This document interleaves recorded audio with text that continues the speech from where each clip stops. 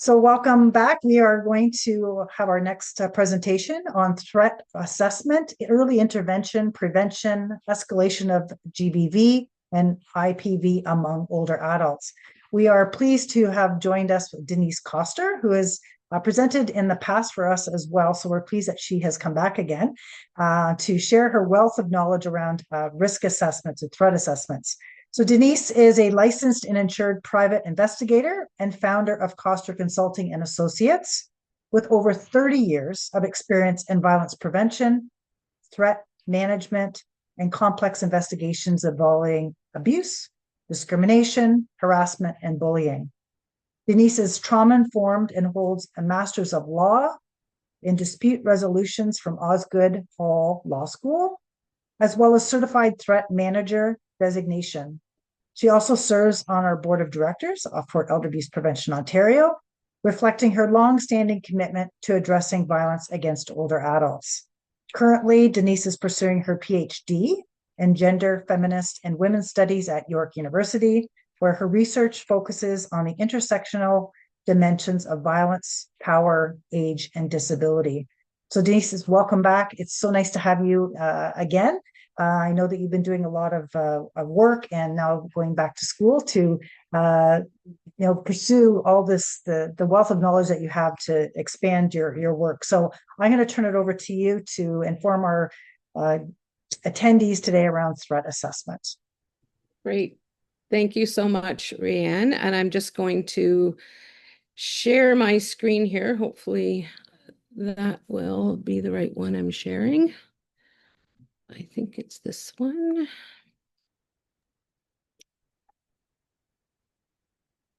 Okay, you can see that okay? We just see your notes though. Oh, okay, wrong one. 1 second. I don't know if I can, okay. Sorry. That's the technology piece. That's right. Sorry, I didn't know you couldn't just do without your notes showing. Okay. Okay, so this should be it. Nope. There we go. That's perfect. Thank you. Okay, and you can't see my notes. Nope. That's okay. I don't use notes too much. Well, thank you and welcome everyone to this important session. And that the last session, thank you so much for the presenters. That was very, very helpful. And at the same time, very unfortunate that we even have to have these conversations. As was mentioned, I've worked in the area of abuse of older adults since 1985. So I've been around a lot. In my company, I established in 1994 to deal specifically with this issue of abuse of older adults. Through the course of the years, I have dealt with hundreds and hundreds of cases of elder abuse on all levels, from sexual assault to financial assault. I do presently do a tremendous amount of work, again, unfortunately, in long-term care facilities where I'm called in as an external investigator to look at situations of abuse of older adults. So today's session is really focusing on threat assessment and early intervention. In 2013, I actually went to Gavin de Becker, who's world renowned for his work in threat assessment. I went to his academy in California in 2013 and was trained to do threat assessments. And threat assessments back then were something that's not really discussed that much within different context. Unfortunately, threat assessments or risk assessments are done after the fact as opposed to a preventative measure. It began actually, Gavin de Becker actually created the threat assessment tool in order to protect judges within the system in the US. So while we cannot predict violence, and we all, think, well, I have the expertise, or I have the education, or I have the experience, or whatever people may say. Nobody can predict violence. And the other thing I want to mention there is every single person, including myself, are capable of violence. And I think sometimes people, if we were live in a room, I would say to you, how many do you think you would be capable of violence? Or how many do you think you could actually take the life of somebody else? And, people hesitate to answer that question, but I think that it's an important one to ask, because I think that we all have potential. And speaking from a personal lens, I'm a mom. Um, to a 30-year-old son. And even though I'm sure my son could take care of himself, if someone was to harm my son, the likelihood of at least it crossing my mind to be violent would be there. So I think that we have to sort of demystify the whole issue of who's violent, who is capable of violence, because the problem with profiling is it's not accurate. We try very much within criminology and within studies to try to profile certain people. And I think that doesn't work. And if we look specifically even at the case of Elizabeth Wetlaufer, if people were to kind of look at her Facebook page, or look at just looking at her as a female, a nurse in a certain profession, people would say, well, that would never happen in long-term care. Well, unfortunately, it has happened, and it still will continue to happen. So what we can do as professionals is we can try to intervene, which in the different stages of and what you'll learn about more today is the pathway of violence. So what we want to do is we want to interrupt that pathway and redirect. And I use the term subject as opposed to perpetrator. Subject is sort of the language that's used in threat assessment, and also actors is a very is a term that's also used. But what we want to do is we want to redirect the subject away from the act of violence. The one thing that I can say about this work, and I'm sure that a lot of you that are on this at this conference today can understand this. This is extremely hard work. It's very taxing.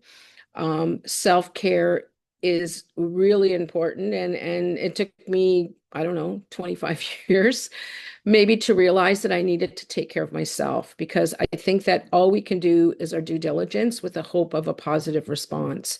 And sometimes the hard, even though we try extremely hard to try to or put them on the right track, or we're going to eradicate abuse, it's a really, really difficult road. And being in this sector and working within this specific issue for 40 plus years, it exists. And if I go back into the past a little bit, we've had a lot of amazing changes, including, the EAPO and the Canadian networks and all sorts of different associations and networks and people that are on this call.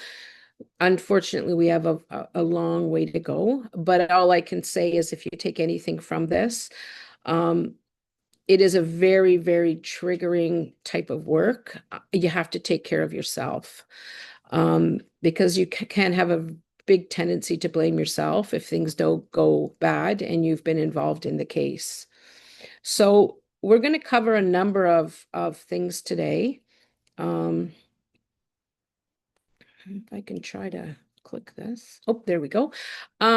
So one of the things that we need to do, and I'll talk about this throughout the session, is that we need to deal with the issue of ageism. Ageism is the crux to everything that we're speaking of. And oftentimes older adults, and depending on how you define older adults, all I know is that I can get a senior's discount now at Shoppers Drug Mart, but I'm not sure if that would be the official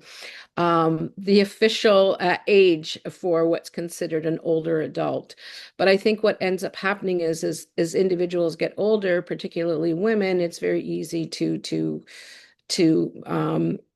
disregard what's happening to them. We'll also go through what the pathway of violence is, the use of structured professional judgment tools. They're extremely important. As I mentioned at the beginning, I was trained at Gavin de Becker's Academy in California. They developed a tool, which I'm actually going to show you live. I'm going to do a case and I'm going to show you. I'm not necessarily promoting um, Mosaic is what it's called. There are different tools that are out there. I just know that Mosaic is the one that I've been trained in. That's the one that I've used in a variety of different settings. And so I'll just show you that as an example, but it's certainly not an endorsement. And really what we need to do is we need to strengthen the the multidisciplinary person-centered interventions. I do have recommendations. Part of my doctorate work, once I sort of begin my research, which will hopefully be starting next year. I'm just finishing, starting my comprehensive exams. But at the end of the day, what needs to be developed is something that's very specific. An SPJ that's to older adults. There are judgment tools out there. There are ones for community. There are ones. No, there aren't ones really for long-term care that are specific. So I have some recommendations in regards to that. So the first thing I want to talk about it is and Marta actually mentioned this in her introduction, so thank you for that, is that, violence is frequently reframed. It's reframed as being confused, they're frail, they're inevitably declining. Um, you know, that's what happens, or that's their relationship. And I think with statistic wise, I'm not going to, because obviously the last presentation talked a lot about statistics. I'm not going to talk about statistics. I'm going to talk about sort of my thoughts and perceptions and research and such. From my point of view, when I think about older adults and I think about statistics, particularly in the work that I do, I think statistics are really people with the tears wiped away. I mean, we just see numbers, and those numbers don't identify the individuals that are involved. And I think sometimes with older adults, what happens is that people forget that those older adults were us. If any of you do community visits, look around, look at the pictures that people show. Those are their wedding pictures. If they got married, they're, some that might have served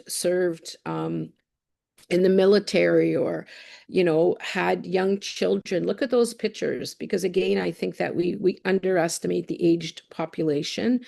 And I also want to talk a little bit about terminology too. I know that we need to call things elder abuse, because elder abuse is what we're focusing on. It puts it neatly. People kind of understand what that is. But I really want to enforce the fact that abuse is violence. It's violence against older adults. It doesn't matter if the son, the grandchild, the neighbor, the paid caregiver, whoever's whoever is perpetrating that act of violence, and it can be psychological violence, it can be violence within a long-term care facility. That's what it is. So I think that we need to be a little bit careful sometimes how we use the term abuse, because what it does for me is it waters it down.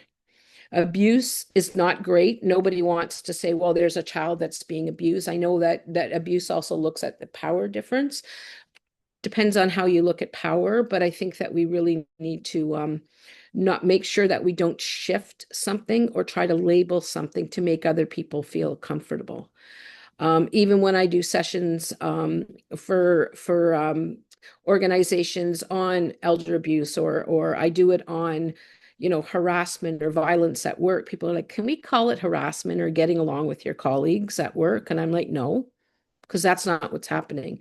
They're not disagreeing. People are taking their lives because they're being violated at work by individuals. So when we look at why there's under recognition, again, it's male victims. I also want to talk about that too, is that And statistically, which was just sort of reflected in the last presentation, is statistically, yes, the number of incidents that occur, not just within intimate partner violence, but also within school shootings, within church shootings, I mean, we're starting to see a little bit of shift a little bit in that in regards to the individuals that are committing crimes.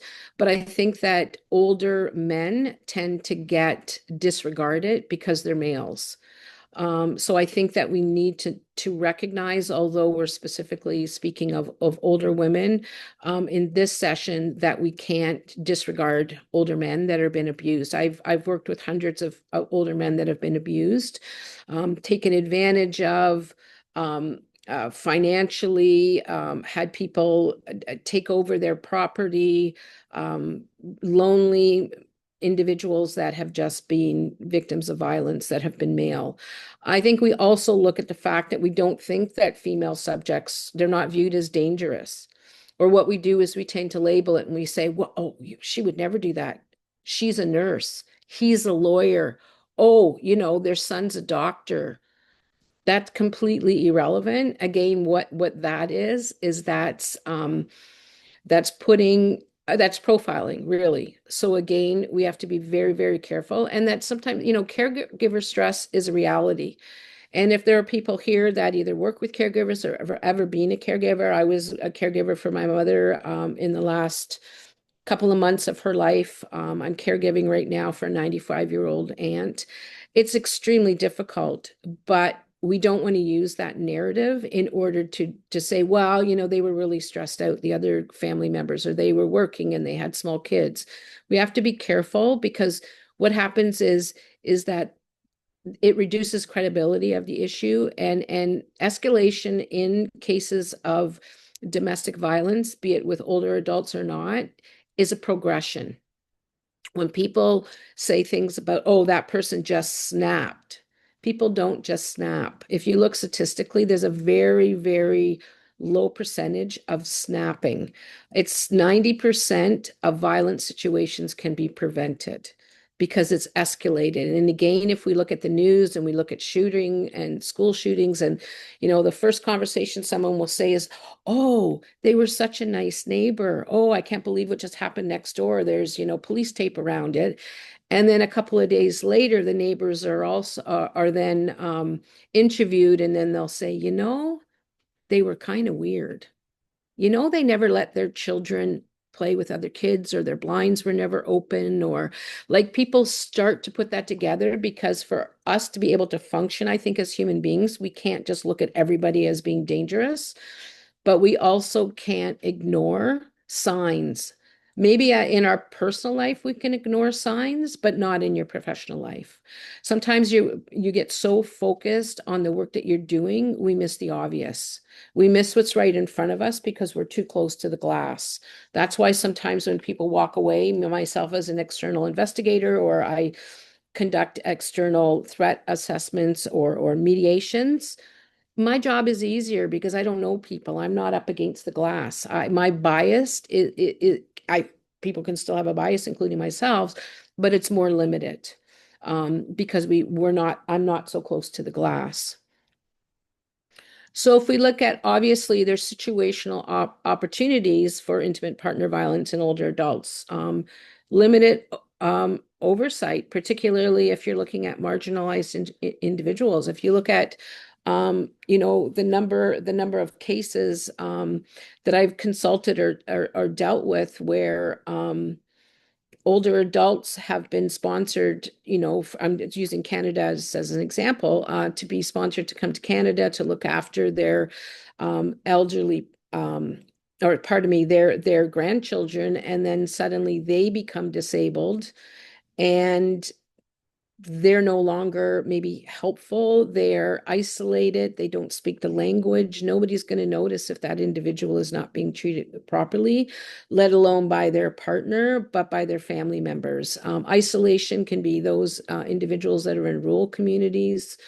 There's a lack of agency. I think that we see that a lot in older adults when even taking, an older adult to an appointment or to a lawyer's office or to a doctor's office, and you might just be going simply as an escort or to try to help as an advocate, when that individual looks at you and goes, how old are they? How long have they lived in that home? Again, what ends up happening is the older adult becomes compliant and just kind of looks to the worker. Family dynamics and cultural stigma also have huge impacts in disclosure of intimate partner violence. There's a lack of cultural competency in programs. I mean, I've worked with a number of communities over my work history, but I'm a white privileged middle income woman that was born in Canada. I don't profess to be the expert in any other culture. We can study, we can take courses, but we need to speak to the individuals that have lived experience for them to say, how do we meet? How do we meet with your community? How do we get to your community, or dispel some of the myths, or assist them with asking for assistance? We can sit around a round table all we want and talk about how we can get to individuals, but those individuals are the experts in their own lived experience, not ourselves, regardless of education or credentialing. And there's also obviously with credibility, there's gaps. There's gaps within just how people are viewed as older adults. So as professionals, what we have to do, particularly when we're focusing on the issue of um, threat assessments, is really looking at, transient versus violence that's going towards that path of violence. People can be angry. People that pose threats are not always a threat. People that don't threaten oftentimes are the ones that carry out that act of violence. So we have to be able to know what's the difference between an angry situation and someone that's going towards an act of violence. We have to look at escalation patterns.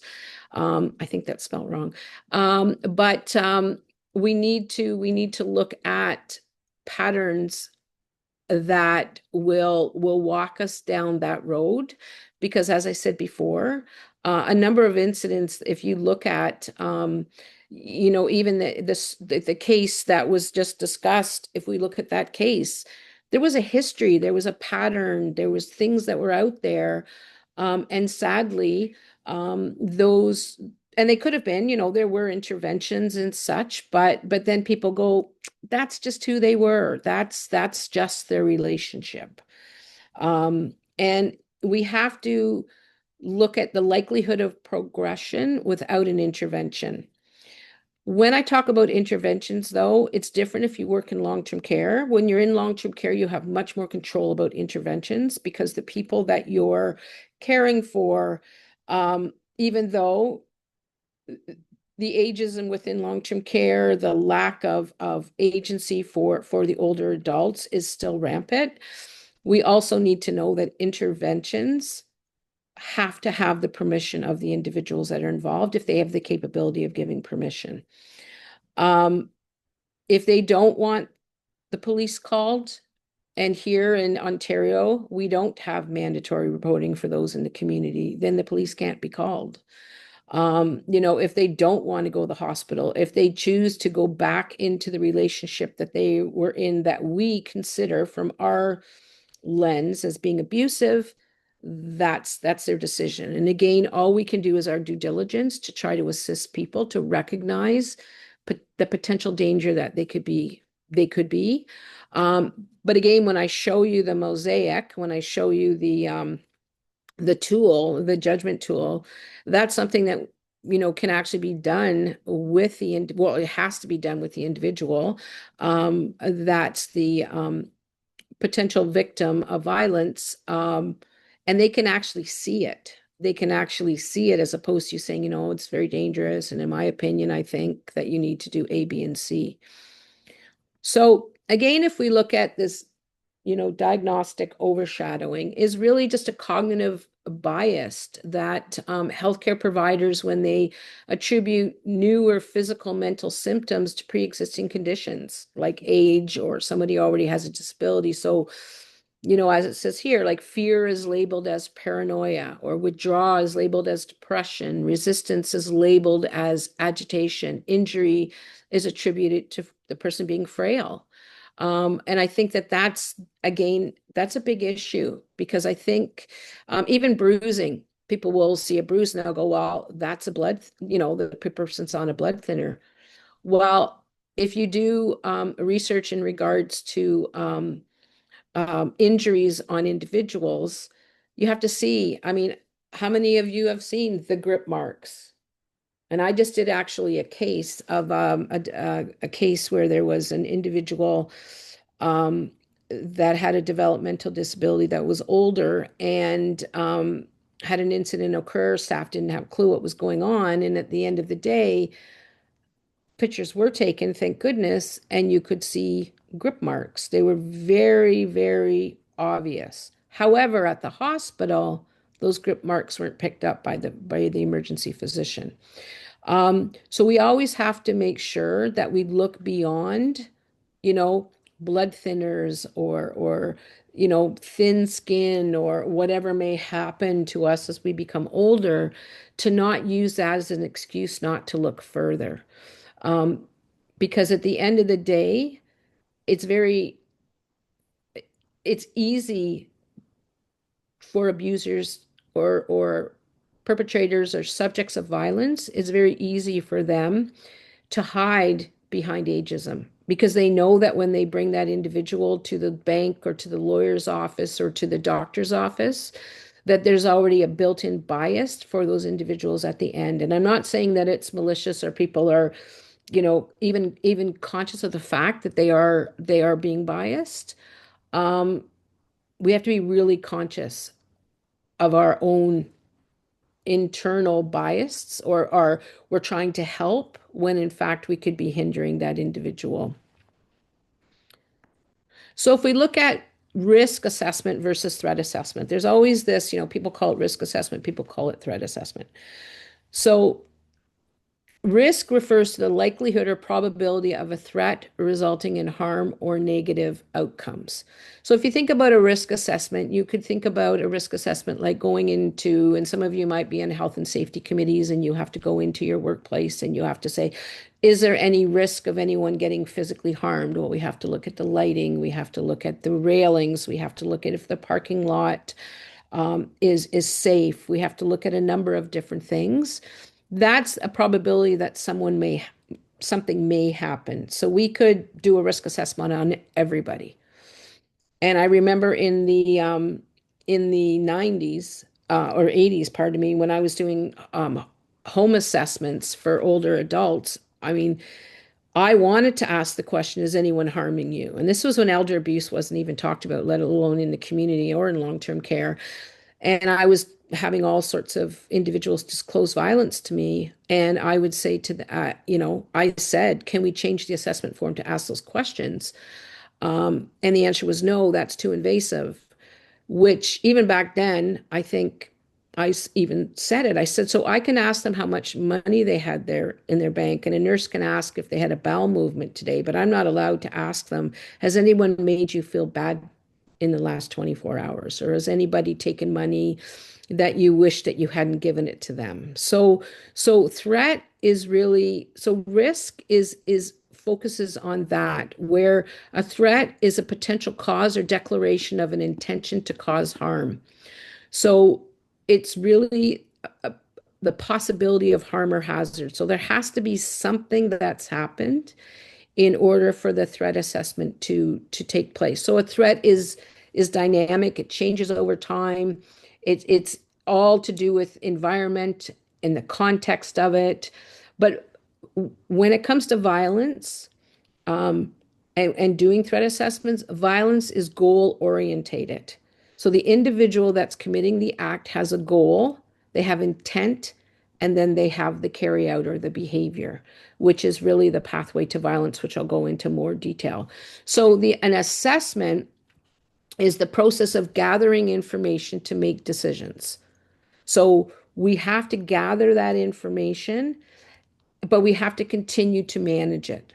So my title is Certified Threat Manager. It's not a certified threat assessor, it's a manager. And what that means is that just because you've put out today's fire and you got the son to leave, or you called the police and they gave the daughter-in-law a warning, or the husband a warning that he needs to stop yelling at his wife or locking her out of the house, you have to continue that.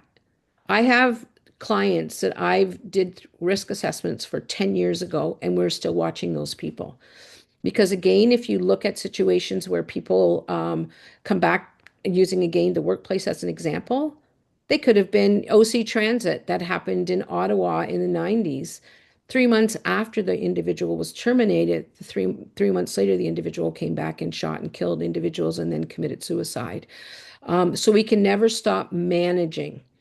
It always has to be. So something changes, you got to, somebody dies, the police are involved, there's a protective order, whatever it might be, the assessment has to be redone because there's a different dynamic now that's taking place that can change your actual assessment of the potential of risk. So if we look at threat assessments, they're called structured professional judgment tools, or SPJ tools. And I know that I'm sure that some of you have been involved in receiving training with the HOPE assessment tool, which has been put on by EAPO, and that's a structured professional tool. And what professional assessment tools are evidence-based. They're guided frameworks for assessing and managing risk, commonly in violence. They're used in security context. I mean, they're used in schools, they're used in church settings, they're used in the justice system. But what they do when it's a professional judgment tool, and again, you'll see that with Mosaic, is what they do is you look at the case based on cases of actual murder. So, for example, if you say, we're going to put in the information into this tool, but with this tool is going to be evidence based. Again, it's not just going to be based on my opinion. Well, they have a gun. Okay, well, that's going to have some information. They have an addiction. They don't have an addiction. So the relationship, all of this is actually the tools are based on research in similar cases and the likelihood of a homicide occurring. Um, that's the Mosaic and other tools that may be out there. So why we use them is it avoids snap judgments in urgent or emotional cases. So somebody freaks out and says, I'll be effing back, and slams the door. Oh my God, they're going to get a gun and they're going to come and kill the person. Okay, so we got to be careful with that because that's a natural reaction. What we have to do is we have to collect behavioral indicators. We have to use research and not intuition. And not to suggest that intuition is not important. I'm a firm believer in your gut. If you feel that there's something wrong, there's probably something wrong. But what we do as humans is we tend to take our gut and we throw it out. We're the only species on the planet that takes our primal guttural experience that we're born with. And again, and maybe Rayanne could put this on later for as a link. But Gavin DeBecker wrote this book called The Gift of Fear. We're born with a gift, and the gift is fear. And fear is what causes us to say, walk, and all of a sudden you're walking down the road and you cross the street, or you feel, I don't know, what's really weird, but it feels like someone's watching me. We still have to go with our intuition. But again, as humans, we tend to minimize it. Like, can you imagine a rabbit in a field one day? They're eating grass, hanging out, having a good time. They see a fox. They go, "Ooh, that fox might eat me." And then the rabbit goes, Oh, I'm just being silly. And they keep eating. No, what does that rabbit do? They bolt. What do we do there? Doom, right in front of us. An elevator door will open and there'll be somebody in there that just gives us a funny gut feeling. What do we do as humans? We get in a a steel box, soundproof box with someone that frightens us. So intuition is important, but we cannot rely that on gut alone, and you certainly can't rely on your education because again, we'll say, well, I know, I've studied this stuff for 40 years. I would never say to somebody, well, I'm going to tell you what's going to happen. My gut may tell me, but I would never base my professional career on my gut without using a tool. And it ensures accuracy, fairness, and it's defensible. Again, that's one of the reasons where when I went in 2013 to get my training, because people were like, well, what do you think, Denise? And I'm going, well, this is what I think. And then I thought, I'm going to end up like, I am not making decisions. They're looking to me for guidance. And yes, I can provide guidance, but I didn't have something solid that I could say, here is the tool. I am the user of the tool. I am implementing. I'm sorry, I'm putting in the information, behavioral signs, all the things that's important. But at the end of the day, the structured tool and the research behind it is how I'm going to be able to sit in a courtroom and say, I did my due diligence. Denise Koster didn't make this decision. I used a tool that was recognized to identify the level of threat and risk of potential violence in the situation that I was involved in, be it a workplace, be it an intimate partner situation. So the pathway of violence. So there's really six steps. And again, I've got books everywhere here, which is Reed Maloney and Jen Hoffman's. It's a development by Dr. Malone, Meloy. I can pass this again to Rianne. It's a really big book. There's a lot of studying that were involved for my CTM, but at the end of the day, it's a really heavy read, but it's very helpful. And it looks at the pathways to violence, which starts with a grievance, and we'll go through each of these. Violence ideation, research and planning, preparation, probing and breaching to the attack. And to understand with a pathway to violence, that pathway to violence is not rigid. It's flexible. They can go from grievance to the attack. They can go to preparation and right back to grievance. But that's why it has to be managed, and people have to recognize what each of these things do, or which each of these stages in the pathway means. So if we look at the grievance, so the grievance piece, so that's where it first begins, where someone's like, contemplating the violent act. It's a strong, often personal sense of having been treated unfairly, wronged, humiliated. It serves as a primary motivator in the pathway of violence. So it's the first step. So if we look at some of those things, some of the grievance may be care transitions, where all of a sudden there's one person is in a domestic situation, one individual is intimate partner situation, sorry, that there's a transition in the care that one's provided. When disease progresses, that's a huge one. And I find that particularly when I first started doing this work, there were very gender specific roles in regards to the sort of wife and husband role in that normative relationship, where the wives did the cooking and the cleaning and the laundry, and the man made the money and cut the lawn. You don't see that as much now, but sometimes with disease progression, and I've seen this in many cases with older men, where all of a sudden they become the caregiver up because the wife becomes ill. And as a result of that, they're then having to do the cooking and the cleaning, and then the resentment can build up when there's financial changes. When there is disclosure attempts, maybe perhaps the individual that was the female tried to disclose to a worker that something wasn't right or made some kind of a comment, then that may start the grievance within the other party.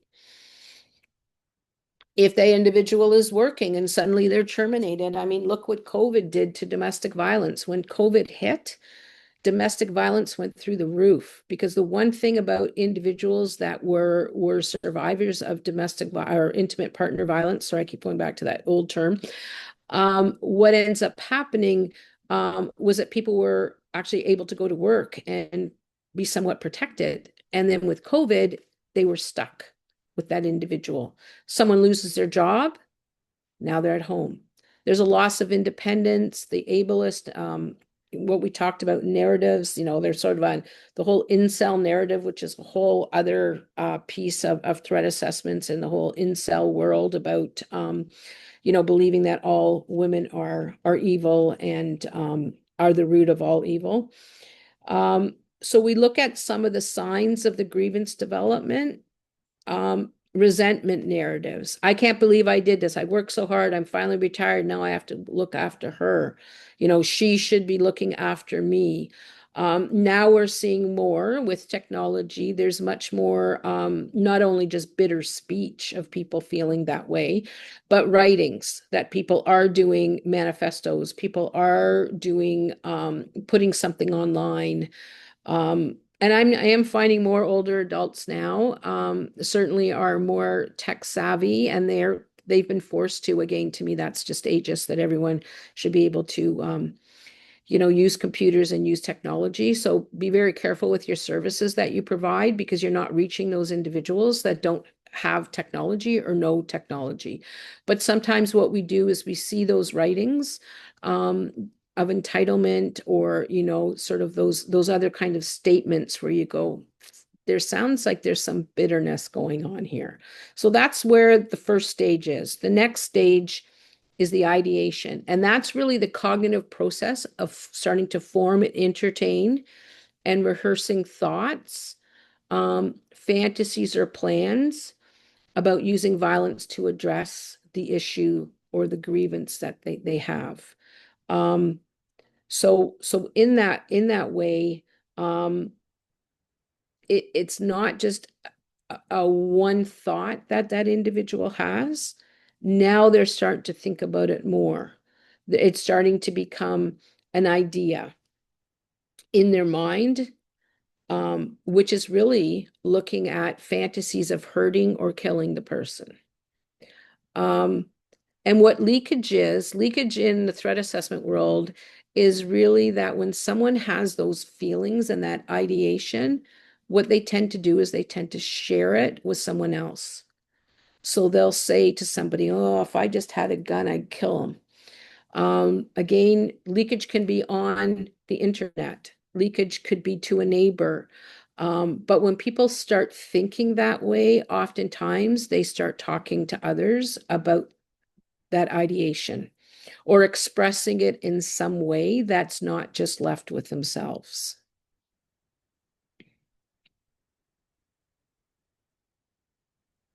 Once they've passed that stage, then they go to the research and planning stage. And that's a really critical stage. The first two are critical, but if you think about in those two first stages, once the bitter language, once the leakage occurs, once the termination happens, the loss of independence, there are opportunities there to intervene.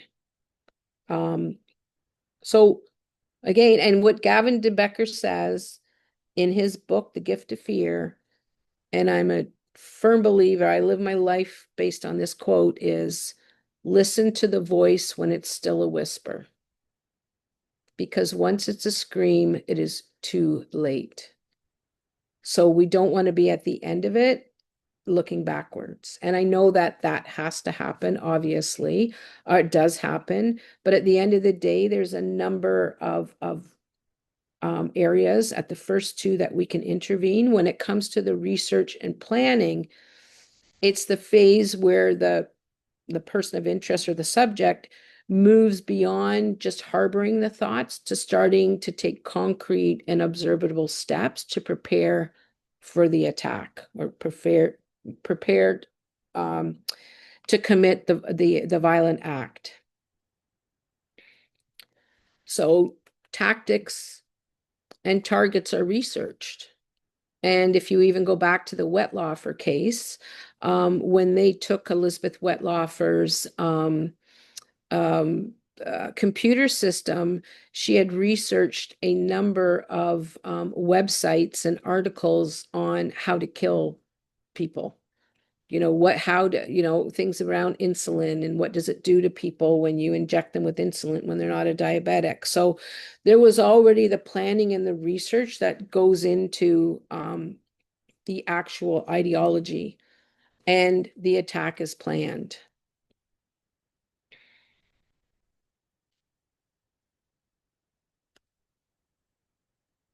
One second. Sorry, I skipped a slide there.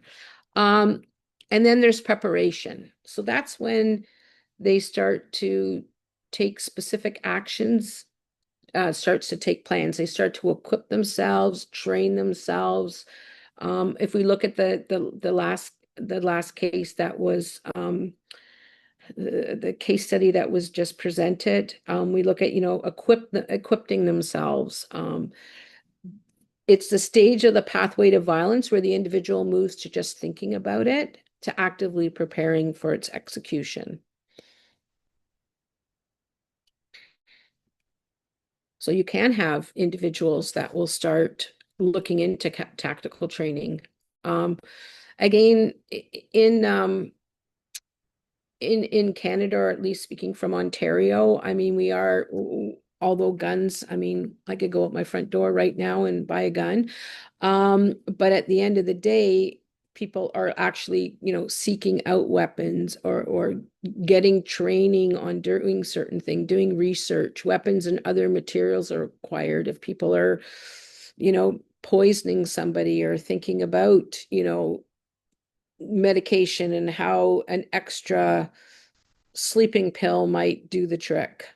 And sometimes in the preparation stage, also, friends are, forewarned, when incident occurs. We see that a lot. Like when you think about, there was a recent school shooting where the shooter actually said to a number of friends, "Don't come to school today." Or I've had in domestic situations where people have just said, my father told me not to visit anymore. It's like, well, why not? So that they start to forewarn people that something's going to happen.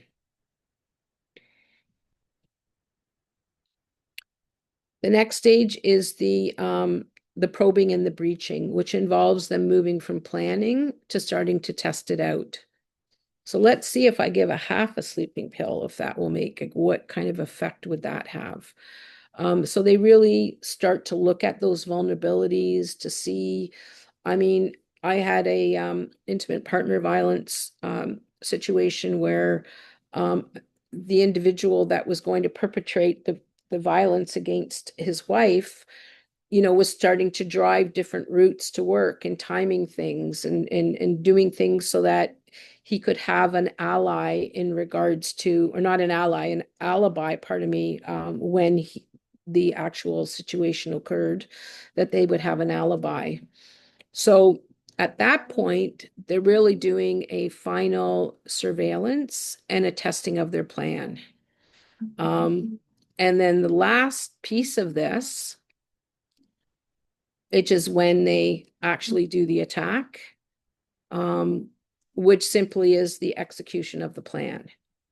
So again, if we look at, the Ryan inquest, and we look at that pathway of violence, we can actually see that, that was a thought out process, a thought out homicide, as opposed to a a reaction of just having enough. So if we think about threat assessments aren't checklists, because the yes and the no and the maybe checklists don't really work well. It would be me like saying, okay, it really just limits our ability. So a checklist would be, did you enjoy today's session? Yes or no?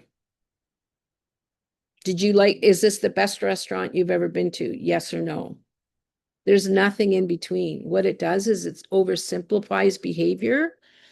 It misses the context. And also with threat assessments, if you don't have one, how do you defend yourself? How do you defend yourself in a court to say, well, I didn't do anything because I didn't think anything would happen? So we have to be careful with that. So the role of technology really takes a lot, a big piece of this. And so I'm just going to say a disclaimer. Next door to me, I live in a semi. If you hear any background noise, the show Love It or List It, they're actually renovating the house that I'm attached to. Everyone's like, that's so cool. It is not cool. It has been going on from 7 in the morning till 7 at night since October. Hopefully it'll be done at the end of the month. So I apologize because apparently now they sound like they're drilling on the other side of my wall. So I apologize. So the role of technology in this whole thing is that it supports but does not replace judgment. It helps us to guide questions, organize the findings, and it gives us reference materials. So the decisions are made based on at least having some research behind us. But the professionals have to be at the end of that because they're the ones that have to interpret the data and make final decisions. So why structured methods matter? Because without structure, there's subjectivity, there's a bias, you're legally vulnerable. With a structure, it's evidence informed and it's consistent and it's defensible. So I'm going to show you now, and I'm just realizing the time. I want to show you the mosaic to give you an example of what the structured tool actually looks like. So I'm going to stop sharing this screen. Now, hopefully I can do this properly. And I'm going to share. And if you can please let me know if you can see this. Yep. You can see that? Yes? Okay. So this is Mosaic. So Mosaic is the Gavin de Becker tool. You can see here that there's different types of assessments you can do, from domestic violence to school threats to universities to public figures. The one for domestic violence, so you know, and Rianne has the link. It's free. You can use this as something that's free. It is American based and it's not necessarily for older adults, but I'm going to show you an example that I put in. So what you do is you give reference numbers, initial of the individuals. If we look at my assessments, I already prepared one for today.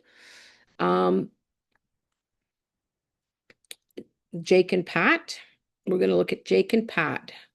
So it gives you a lot of things that you have to make sure that you know that it's just a method and that you're if you have any questions about it, or call 911 and such. So if we look at this as the top, what it does is it will ask you, why are you doing this? Why are you doing this assessment? Was there violence? Was there threats, provocations, abuse, concern, or no concern? If there's no concern, I probably wouldn't be doing it. But at the same time, you can actually have an opportunity to put in, Jake has made a threat on March 3rd to his wife. So then what you would do then is you would just add it and you save it, you go to the next question. So it's got everything, and what it shows you here, if we look at here, so it looks at age. What prompted it? Then it asks about residency. So here's an example. Do Jake and Pat live together? So here's where the research comes in. So with every question that's asked here, so it's shared, partially, it's significant, it was partial, minor. So here I put, Pat has maintained her home where Jake has been living in a boarding house accommodations and with Pat when homeless. So if you look at this, then you can go here, and this question is worth 1.66% of the assessment. So everything is not weighed the same. But if you click here, it will show you all the research that why this question is being asked. So it gives you an opportunity to look at, oh, okay, I'm going to read an article about that, or why are they asking about that? We look at, I mean, the custody and children aren't necessarily here. If we look at here, and this will be talked about later, but there's even a question about, has Jake been violent towards animals or pets? If you click here, it has information about abuse to animals or pets. So if you look at the side column, and again, you can have an opportunity to just go on Mosaic and look at it, suicide, a lot of the things that were mentioned within the previous weapons, pursuit, fear. And then at the end of the day, when you've answered as many questions, if you can't answer the question, you skip it. But you have to do this with the individual involved, with the individual. Then you finish the assessment, and it will then provide you with a report based on. So this report, I got a 7 out of 10. 7 out of 10 that it's going to escalate to a homicide. And that's based on similar cases. And it's the quality. You have to have at least 120, I believe, as your quality of assessment in order to make it relevant. If you don't have that much, if you don't have that number, it's not going to be that valid. So as much information as you can gather, all you're doing is you're gathering the information, you're inputting it into the system, and then the system gives you a confidential report, which tells you about what the specific concerns are. It basically takes all your answers. You can add to this continuously. I could go back tomorrow because all of a sudden, Jake's dog of 14 years died. That may not seem relevant, but I'm going to put that in there because it may change. So I'm going to stop sharing here. And I know I talk a lot, but there's so much information. Okay, so let me just go back for a moment.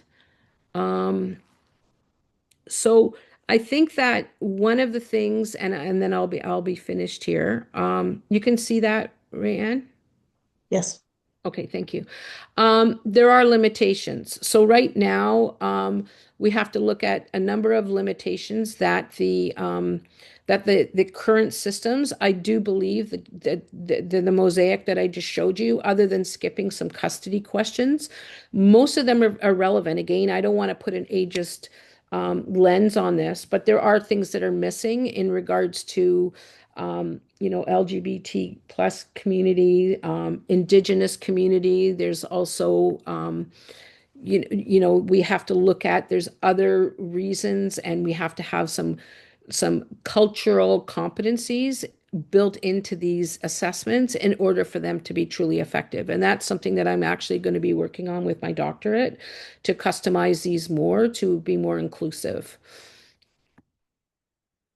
And then obviously there has to be a trauma-informed response from the professional. Empowerment, safety, transparency, choice, and collaboration are really critical when you're doing this type of work. And that there has to be a coordinated management. I use a lot of external people for that. But yourself, if you're working for an organization, you can't do this in a silo. You have to involve a number of individuals, legal counsel, police intervention if required. And then the last slide I'm going to just share with is that you have to promote safety and autonomy. So again, using the example of saying, well, what happens if this individual decides that they have a 9 out of 10 and they're staying, then you have to accept that. And I think for myself in the community, I think for myself, that's part of the hardest part of my job, was accepting that. Now I can, but when I started this work, it was really difficult to accept sometimes people's decisions. Um, we have to respect informed risk taking. So I'll stop there, and I'm sorry it's 12:30. And hopefully that was helpful. Again, that was just sort of a quick overview of the importance of using judgment tools and ensuring that you are not only protecting that individual to the best of your abilities with their agency, but you also need to protect your own liability for doing this work. This is not something that can be taken lightly. Thank you Thank so you. much, Denise. It was a great overview, and I think it's important to sort of break it down as you did, just to understand the importance and why we have to think step by step of the rationale and walking each person through the considerations of each step. So there was a question around there's many assessment tools out there that people have access to. So there's a question: what's the benefit of doing this assessment versus the Jacqueline Campbell's danger assessment that many shelters already use? I mean, again, I think that those tools specifically, I know, and the Sarah and Hope, there's a number of ones that individuals use. And I think for myself, I found that, again, I'm very familiar with Mosaic for the last 12 years. However, I just think that it covers a lot. I like the format for it. It certainly could be something that you could try, um, and see where your preference lies. I think that that's where you're most comfortable. But for me, because the research, I do believe the one thing about the mosaic is that some of the research does need to be updated. But I like that piece of it. I find that really helpful. So it can be a professional preference that you use but this one just was I was using as an example for my own familiarity with it. And so I just have there was a question someone said about just identifying the books that you mentioned. I know Gavin DeBecker, I put his information. The other was another book that you mentioned around the violence pathways. I Yeah, think that there's a some couple people of them. missed. There's the International Handbook on Threat Assessments. Um, and then this one, actually, two of my colleagues just wrote this book. Sorry, there's my dog now.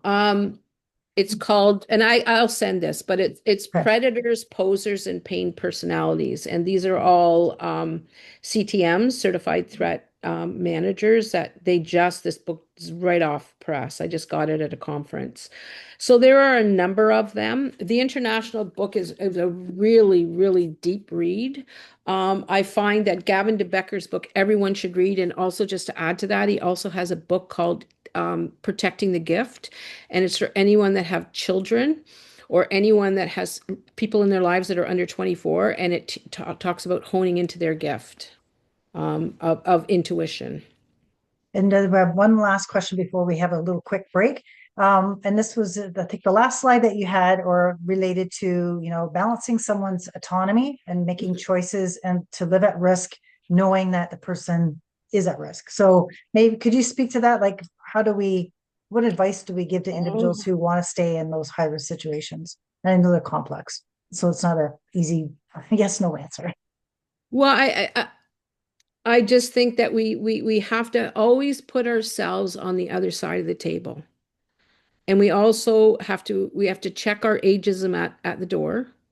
Um, if you say, well, if that was a, 30-year-old, you might give the same advice, but you would think differently. Like you don't have to save them in the same way. I think that for me, I had a client that was murdered in the 80s, an older adult that was an Indigenous woman. I worked for the 5 years. I did everything that I could. I worked with this woman for 4 years, and then I ended up identifying her body.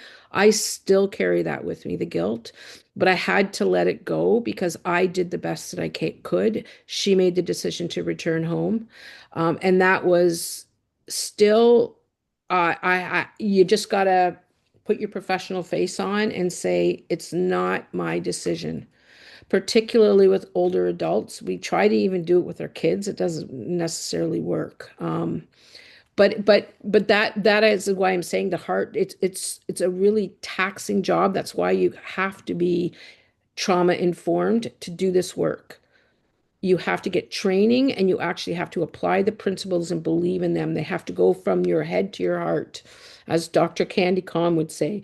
It can't just be you learn something and you're going to apply it. Oh, I'm trauma informed. Are you trauma informed? Because trauma informed is really giving agency to the individual and their capacity to make decisions. And all you're doing is providing them with options.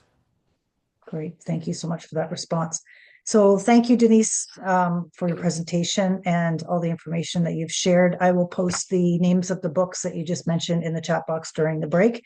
We do appreciate that. And if anybody has further questions, we will be posting Denise's website and contact information also, so you can do any follow-up that if you would like to learn more about the mosaic and some of those tools. So we're going to have a quick break. I think we'll extend it another 5 minutes just because we're over. So we want to come back at 10:01. That would be great. Give everybody a little time to go to the little washroom break, and our ASL interpreters who are doing a fabulous job today. So we'll meet back here at 10:01. Thank you very much.